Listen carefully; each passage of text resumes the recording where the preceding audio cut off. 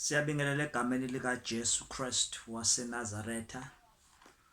Siyambonga uNkulunkulu namhla usiphile ithuba lokuthi siphinde sikwazi ukumnikeza udumo, because I believe uNkulunkulu sibekele la emhlabeni ukuba simbonge, simbabaze, simnike udumo. That's the main reason why we are planted on earth, to acknowledge God as our Lord and Savior and to give him all the praise that he deserves, because ayikho enye into uNkulunkulu emthokozisayo ngomuntu ngaphambi okudlula ukuba umuntu acknowledge uNkulunkulu nokuthi amnikeze uNkulunkulu udumo nembeko neyibongo zonke ezimfaneleyo. So that's the main reason we are planted on earth, to praise the Lord and give him all the honor that he deserves. So let us go briefly into the word. The ihloko lapha sithi Joash, king of Israel. uJoash inkosi yakwa-Israel. Now Elisha was suffering from the illness from which he died.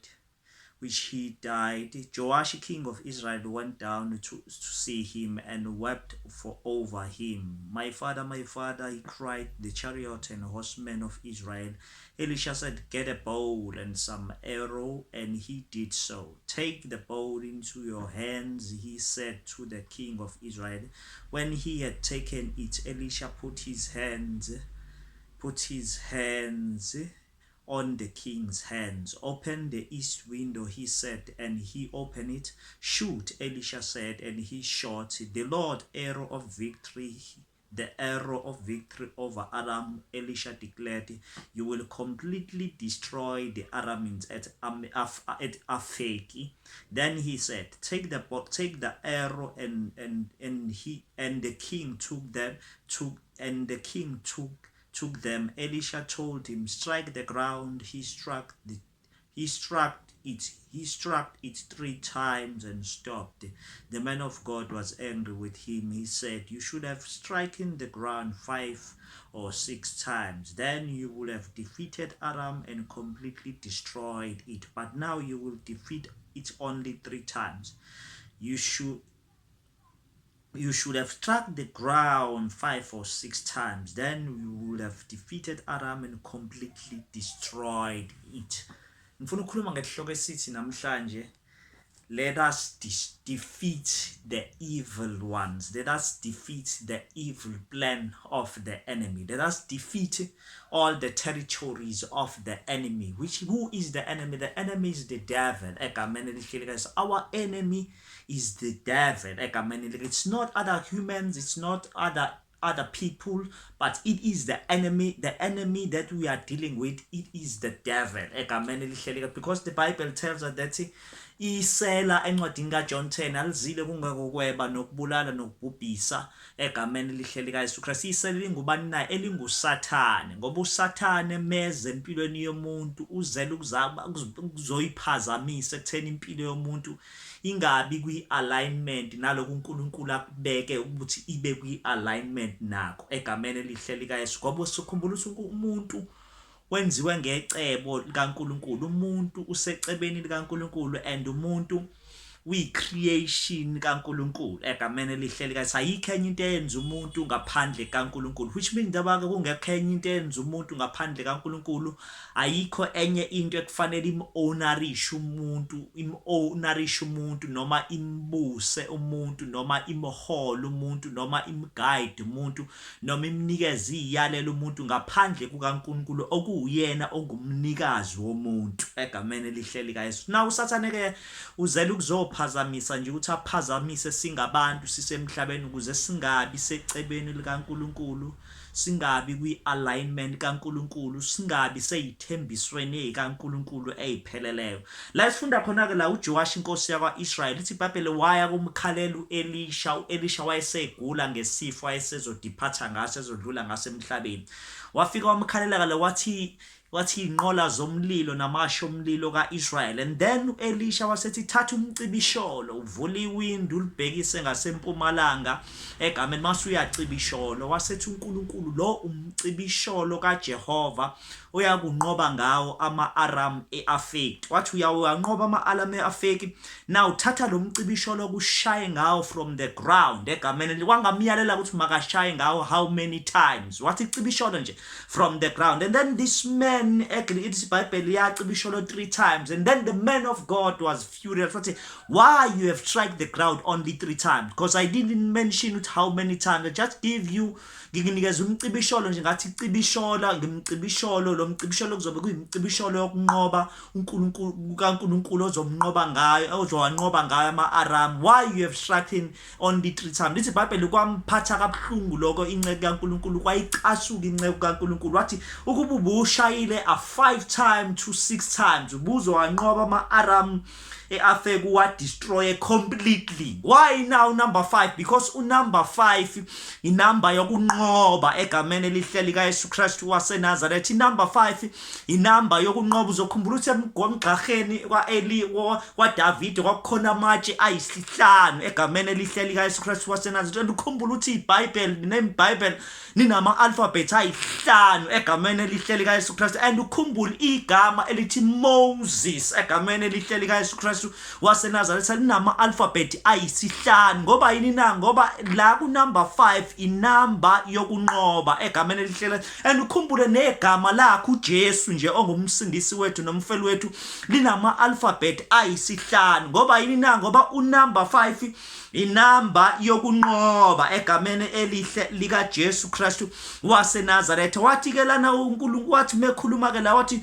you will defeat the Aramite and completely destroy it. Ngoba uNkulunkulu sinikeze igunya lokuthi simnqobe omubi, simnqobe uSathane, completely destroy the plan and conquer the plans of the devil egameni elihle lika Yesu Kristu waseNazaretha. And asowanqoba ke lama plan kaDevil on our own, but siwanqoba ngaye ongumnqobe. Lithi iBhayibheli ezwini lakhe usenzile saba ngaphezulu kwabanqobi ngayo uKristu osinqobelayo. So when we've got Christ in our soul, when we've got Christ within us, we've got that power that enable us to conquer egameni elihle lika Yesu Kristu waseNazaretha. Lithi yena wanqoba ithuna, wanqoba ukufa, wasinqoba isono. So nathi ngaye si-enablishiwe ukuba sinqobe zonke lezi zinto uKristu ayinqobayo. Ngoba uKristu akithi ongumnqobi uyena sonqoba ngaye egameni elihle. Completely destroy egameni elihle lika, completely destroy egameni lika Yesu Kristu the plans of the evil one. Completely destroy egameni elihle lika Yesu Kristu the plans of the evil one. The devil stand no chance when there is the Lord on our side egameni elihle lika Yesu Kristu. Ingakho uthi uDavid ehamba noNkulunkulu zonke izimpi wayezilwa wayeyinqoba. Ngoba yini na? Wayehamba noNkulunkulu onqobayo. Completely destroy egameni elihle lika Yesu Kristu waseNazaretha. Liqhubeka luya ngezandla lithi iBhayibheli wathi ke seshonile. Elithi iBhayibheli washona indoda. Yathi sishonile le ndoda kwabonakala amaviyo akwaMowabi ezongenisa emzini. Elithi iBhayibheli the riders egameni elihle lika, they were entering the city, and then labo bephethe isidumbu basidedela kanti mistakenly songena siwele emgodini la kwangcwatshwe khona uElisha. Lithi iBhayibheli kwathi ukuthintana isidumbu esasesifile namathambo kaElisha, ngoba ukuphila kukaNkulunkulu kwakuvalelwe emathambweni kaElisha. Elithi iBhayibheli savuka saphila, ngoba ukufa cannot stand where there is life of God egameni elihle lika Yesu Kristu waseNazaretha. Ukufa kwanqotshwe egameni elihle lika Yesu. Ithuna lanqotshwe egameni elihle lika Yesu Kristu. Umsebenzi usuphelile ngempilo yale ndoda yaphoseka emgodini kaElisha. Yabonakala iqale futhi ivuka umsebenzi uqala uqhubeka egameni lika Yesu Kristu. Iphila iqhubeka nokuphila kwayo. Ngoba yini na? Ngoba la kukhona uNkulunkulu there is no death but there is life. Ingakho lithi iBhayibheli uNkulunkulu wakhuluma nomprofeti wathi makayo profeta esigodini samathambo omileyo. Lithi iBhayibheli wafika waprofetha, and he was prophesying, kwasukuma kwaduma umsindo omkhulu, amathambo ahlangana ndawonye, impi enkulu kaIsrayeli ayifile ibulawa yizitha yavuka yama, ngoba uNkulunkulu unguNkulunkulu ongaphelelwa yiplan. Umuntu angaphelelwa yiplan, but uNkulunkulu icebo lakhe alimphelele egameni elihle likaYesu Christ. Completely destroy the plans of the evil one. Ngizosho njalo nje namhlanje umuntu wasekhaya wena lapho ulalele lapho khona via the mediums egameni elihle of social media, via the mediums egameni elihle of social network, ngithi completely destroy the plans of the evil one. And so completely destroy kanjani na? Ngokuthi ube alignment noNkulunkulu. Mawuthoka kamamukela uJesu na njenganenkosi nomsindisi, umamukele uyinikele impilo yakho kuJesu Christ, uphenduke usindiswa, and yena lo Jesu uzobusumamukele, uyena ozokunika amasu namacebo ukuthi uzomnqoba kanjani omubi. Completely destroy egameni elihle likaYesu Christ waseNazareth. Completely destroy egameni elihle likaYesu Christ waseNazareth. The devil stand no chance when you've got Christ by your side. The devil cannot stand any chance when you've got the power of the heaven imposited within you. Completely destroy the plans of the evil one. Egameni elihle likaYesu Christ waseNazareth. Lithi la eBhayibheli egameni elihle likaYesu Christ waseNazareth wathi la uyakuwanqoba ama-Aram egameni likaYesu wakho, and completely destroy egameni elihle likaYesu Kristu. Wanqobe ngokupheleleyo ama-Aram egameni elihle likaYesu Kristu waseNazareth. Ngoba lo mcibisholo ngikunika wona uthi cibishola ngawo, umcibisholo wokunqoba egameni elihle likaYesu Kristu waseNazareth. Umcibisholo wokunqoba egameni elihle likaYesu, umcibisholo wokunqoba, ngoba uSathane stand no chance. Lithi iBhayibheli izwi likaNkulunkulu uSathane la egcinwe khona, he is been egameni elihle putted beneath our feet, ugciniwe ngaphansi kwamathe einyawo zethu. Completely destroy egameni elihle likaYesu Kristu waseNazareth. Mnqoba ngokupheleleyo egameni elihle likaYesu Kristu waseNazareth. Mntwana sekhaya lapho, nqoba ngokupheleleyo. Bhuti wami lapho khona, nqoba ngokupheleleyo. Baba wami lapho khona, nqoba ngokupheleleyo. Egameni mfowethu lapho khona, nqoba ngokupheleleyo. Completely destroy egameni the plans of the evil one egameni elihle likaYesu Kristu waseNazareth. That there is no when God was speaking to the prophet of Isaiah egameni elihle likaYesu, la khona Israel wawusuhlubukile khona, usunama mistake amaningi, usukhonze ezinye izinto, usuworship abanye uNkulunkulu. Wabizu Israel wathi, come let us reason together. Kusho uJehova wathi, wozani sixoxe indaba. Kusho uJehova wathi, noma izono zenu zibovu ziyakuba mhlophe njengoboya bezivwa, noma zibovu njengobubende ziyakuba mhlophe kuneqho. Wasethi uma nivuma, but if you are willing and obedient, you shall eat the good of the land. Egameni likaYesu Kristu wathi uma nivuma nilalela niyakudla okuhle kwezwe. Wathi kodwa uma nala nihlubuka, you shall be devoured by the sword.